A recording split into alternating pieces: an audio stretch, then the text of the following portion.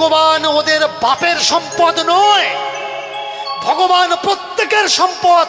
দুঃখীরও ভগবান, গরিবেরও ভগবান, কাঙালিরও ভগবান, অতীতেরও ভগবান, ব্যতীতেরও ভগবান, ব্যতিক্রমীরও ভগবান। যার যার ভগবান সে সে পূজা করবে, যার যার ভগবান সে সে প্রার্থনা করবে। আপনার মন্দির আপনি ঢুকুন, আপনার ভগবান আপনি সেবা করুন, কারোর ডাকার প্রয়োজন নেই। তোমার মতো মূর্খের সঙ্গে কে বসবে? কার খেয়ে দিয়ে কাজ নেই, তুই প্রধানমন্ত্রী নাকি তোমার সঙ্গে বসবে? তোমার সঙ্গে বসলে মানুষের কি লাভ হবে? এ তো মুখস্থ মাল, মুখস্থ করে সাপ্লাই দিচ্ছে মানুষের কাছে। মনে রাখবেন, যারা সাধু সঙ্গ সর্বশাস্ত্রে কয়, লব মাত্র সাধু সঙ্গ কৃষ্ণ ভক্তি প্রেম হয়। সাধুর সঙ্গ করলে মনোভাব সাধুর মতো হয়, চোরের সঙ্গ করলে মন চোরের মতো হয়। মিথ্যার পিছনে ছুটে ছুটে জীবনটা গেল বৃথায়, শুধু গ্লানি ভরা মন আর কুসংস্কার ভরা জীবন। এই জীবনের বাতি যখন নিভে যাবে তখন তুমি কোথায় যাবে সেটা কি তুমি কখনো ঠিক করে রেখেছো? তোমার মৃত্যু নয়, মৃত্যু হয় দেহের, সেটা কি তুমি জেনে রেখেছো? এই কথাগুলির সত্যতা জানার জন্যে আজ আপনি তৈরি থাকুন আর ভিডিওটি শেষ পর্যন্ত দেখুন, আপনি অনেক কিছু জানতে পারবেন সৎসাহে। দেখুন, আজ থেকে 4 দিন আগে ফুরফুরা শরীফের পীরজাদা সৈয়দ মাহতাব তিনি আমাদের শ্রীমদ্ ভাগবত গীতা সম্পর্কে একটা কুরুচিকর মন্তব্য করেছেন। তিনি বলেছেন শ্রীমদ্ ভাগবত গীতায় নাকি মাকে ধর্ষণের কথা উল্লেখ আছে। শ্রীমদ্ ভাগবত গীতায় 18টি অধ্যায়ে 700খানা শ্লোক রয়েছে। কোনো শ্লোকে এরকম কোথাও কোনো এরকম বর্ণনা নেই। ফুরফুরা শরীফের এই যে পীরজাদা সৈয়দ মাহতাব এই ধরনের কথা বলে হিন্দু ধর্মকে চরম আঘাত করেছে এবং ভগবান শ্রীকৃষ্ণের মুখনিসৃত বাণী যেখানে রয়েছে শ্রীমদ্ ভাগবত গীতা, তাকে কলঙ্কিত করবার জন্য তাকে অবমাননা করেছেন। আমরা মনে করি তার এই কথার মধ্য দিয়ে গোটা হিন্দু সমাজকে আঘাত করা হয়েছে, চরম আঘাতপ্রাপ্ত হয়েছে হিন্দু সমাজ। তার এই মন্তব্যের কারণে সাম্প্রদায়িক সম্প্রীতি বিনষ্ট হচ্ছে, চারিদিকে নানা ধরনের অপ্রীতিকর ঘটনা ঘটতে পারে। এই জন্য আমরা প্রশাসনের দ্বারস্থ হলাম, মেকলিগঞ্জ থানায় এসে পীরজাদা সৈয়দ মাহতাবের বিরুদ্ধে একটি এফআইআর দায়ের করলাম। আমরা প্রশাসনকে আবেদন জানাচ্ছি অতি সত্বর ওই পীরজাদা সৈয়দ মাহতাবকে গ্রেপ্তার করে আমাদের দেশের শান্তি শৃঙ্খলা যাতে বজায় থাকে তার চেষ্টা করুন। আপনার নাম? আমার নাম ভক্ত রায়, মেকলিগঞ্জ হিন্দু সামাজিক মেকলিগঞ্জ হিন্দু সমাজের পক্ষ থেকে আমি এফআইআর দায়ের করলাম।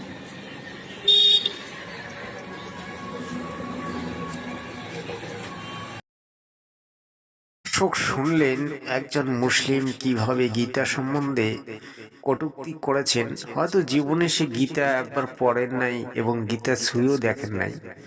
আসলে তিনি গীতা সম্বন্ধে যে কথাটি বলেছেন সম্পূর্ণ মিথ্যা। এই কথার কোনো তিনি বিশ্লেষণ দিতে পারবেন না এবং গীতায় কোনো রকম এই ধরনের বাণীর উল্লেখ তিনি দেখাতে পারবেন না। যদি দেখাতে পারেন তাহলে তিনি দেখান, আর যদি না দেখাতে পারেন তাহলে তো কথাটাই আলাদা। তাহলে হিন্দু সমাজ এটা তো মেনে নেবে না, তার উপর অবশ্যই কোনো না কোনো কড়া পদক্ষেপ নেবে। চলুন এবার মুসলমানের কোরআন সম্পর্কে কিছু তথ্য আমরা জানি। মুসলমানের কোরআনটা কতটা পবিত্র না অপবিত্র সে সম্পর্কে আমরা এবার জানবো একজন মুসলিম ভাইয়ের কাছ থেকে। অসীম সরকার বলেছেন কোরআন অমুসলিমদের হত্যা করার বিধান দেয়। তারপর বলেছেন এই কোরআন অমানবিক। এমন কথা কোরআনে লেখা থাকলে সেই কোরআনে তিনি প্রস্তাব করতে পারেন, আগুনে পুড়িয়ে ফেলতে পারেন। কথাগুলো কি সত্যি নাকি তার মন গড়া বক্তব্য? চলুন সরাসরি কোরআন হাদিস তাফসীর থেকে দেখি তার কথার সত্যতা। অতঃপর যখন নিষিদ্ধ মাসগুলো অতিবাহিত হয়ে যাবে তখন তোমরা মুশরিকদেরকে যেখানেই পাও হত্যা করো এবং তাদেরকে পাকড়াও করো, তাদেরকে অবরোধ করো এবং তাদের জন্য প্রতিটি ঘাঁটিতে বসে থাকো।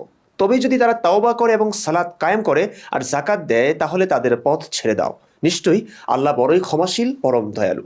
এই আয়াতে মুশরিকদের যেখানে পাও হত্যা করো, পাকড়াও করো, অবরোধ করো এবং তাদের জন্য প্রতিটি ঘাঁটিতে বসে থাকো বলা হয়েছে। মুশরিক মানে আল্লাহর সাথে যারা শিরক করে। আয়াতটি অবতীর্ণ হয়েছে আরবের মুশরিকদের ব্যাপারে, যারা পৌত্তলিক ছিল, মূর্তি পূজা করত। কোনো একটি ঘটনাকে কেন্দ্র করে কোনো আয়াত নাজিল হলেও এই আয়াতের অধীনে সর্বযুগের সকল মুশরিকই প্রযোজ্য। এটাই ইসলামের শিক্ষা। সেই হিসাবে আয়াতটি যে কোনো মুশরিকের ব্যাপারই ইসলামের একটি অকাট্য বিধান। বর্তমানে সারা বিশ্বের সকল হিন্দু, বৌদ্ধ সকলেই এই আয়াতের বিধানের আওতাভুক্ত। মানে ইসলাম অনুযায়ী তাদের বিধান মৃত্যুদণ্ডই। তার মানে অসীম সরকার যা বলেছেন তা 100% সত্য।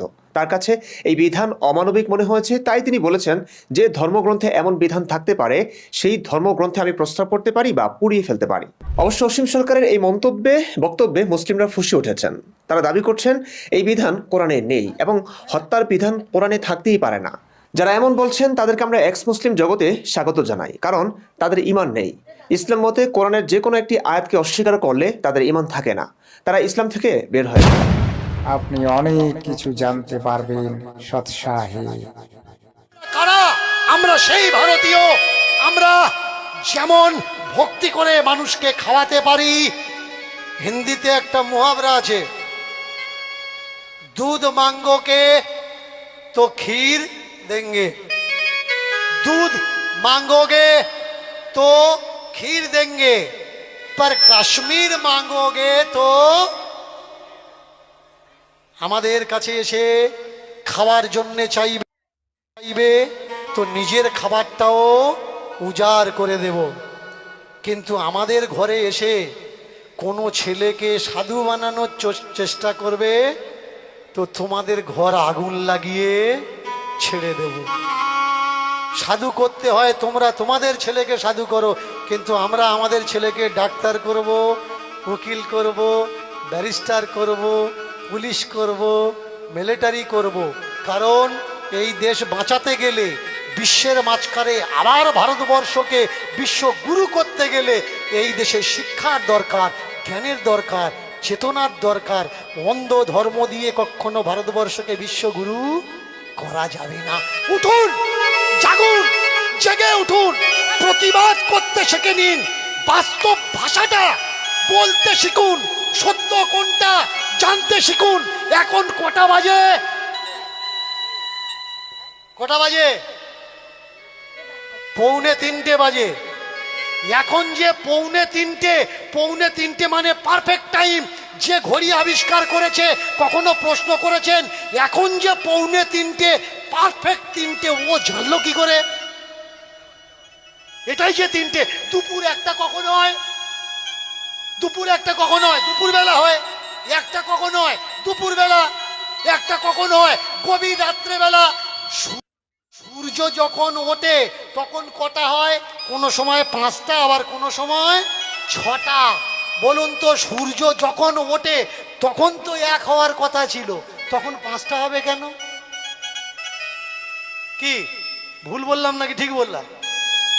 কখনো ভেবেছেন যে সূর্য উঠলেই তো 1 শুরু হয়, মানুষ ঘুম থেকে উঠলেই তো দিন শুরু হয়, তখন 1 হওয়ার দরকার নাকি তখন 6 হওয়ার দরকার? তাহলে জিজ্ঞাসা করুন কোনটা ঠিক আর কোনটা ঠিক না। আমাদের কেউ বলে দিয়েছে।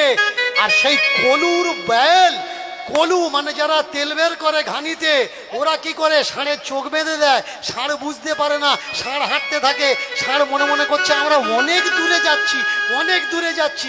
চোখ যখন খোলে দেখে আমরা কোথায় যাইনি, এক জায়গায় পাক খাচ্ছি। তোমরা যারা জায়গা জমি বেচে বৈকুণ্ঠে যাওয়ার জন্যে এই ব্রাহ্মণ বৈষ্ণবদের দান দিয়ে দিচ্ছ, কখনো ভেবেছ তোমরা বৈকুণ্ঠে যাবে না? চোখ বাঁধা তোমাদের, অজ্ঞানের চোখ, কাপড় দিয়ে তোমাদের চোখ বেঁধে রেখেছে। যেদিন দীনকৃষ্ণ ঠাকুরের কথা শুনে এই অজ্ঞানের কাপড়টা খুলবে, দেখবে তোমার বাপ ঠাকুর দ্বারা যে জায়গায় পাক খাচ্ছিল তোমরাও ঠিক সেই জায়গায় পাক খাচ্ছ। কেউ বৈকুণ্ঠে যায়নি।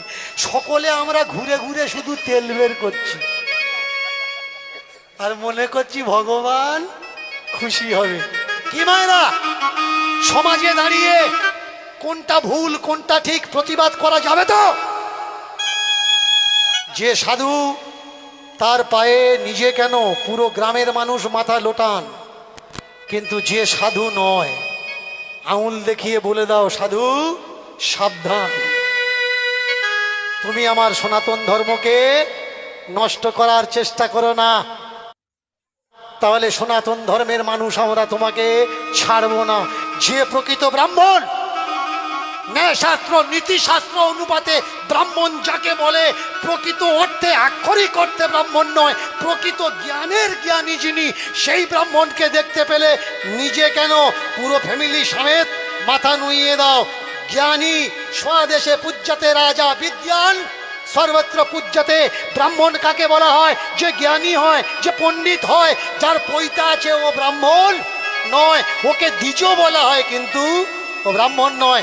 ব্রাহ্মণকে যে জ্ঞানের অধীশ্বর, ব্রহ্মকে যিনি আয়ত্ত করেছেন, যিনি ব্রহ্মে বিরাজ করেন, এমন মানুষ দেখতে পেলে করো জোর করে মাথা লুটিয়ে দাও। কিন্তু যে ব্রাহ্মণ নয়, অথচ মোড়ের মাথায় ডিম ভাজা দিয়ে সব খাচ্ছে, ডিম ভাজা চপ কেমন, অথচ আপনার বাড়িতে পূজা করতে এসে বলছে আমরা কারোর বাড়িতে।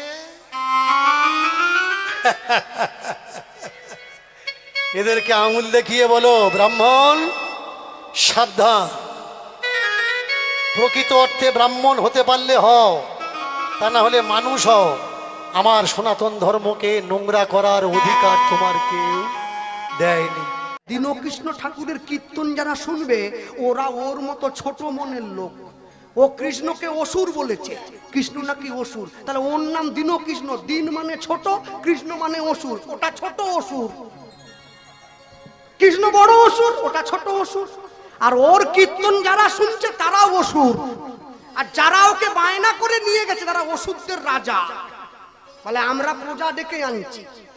হ্যাঁ, মনে রাখবে, কীর্তন কমিটি যারা, আমি ইউটিউবের মাধ্যমে কথাটা এভাবেই বলবো, একটা কমিটি আছে সস্তার প্রচারের জন্য, সস্তার প্রচার পাওয়ার জন্য আপনারা এইভাবে ধর্মকে নষ্ট হতে দেবেন না।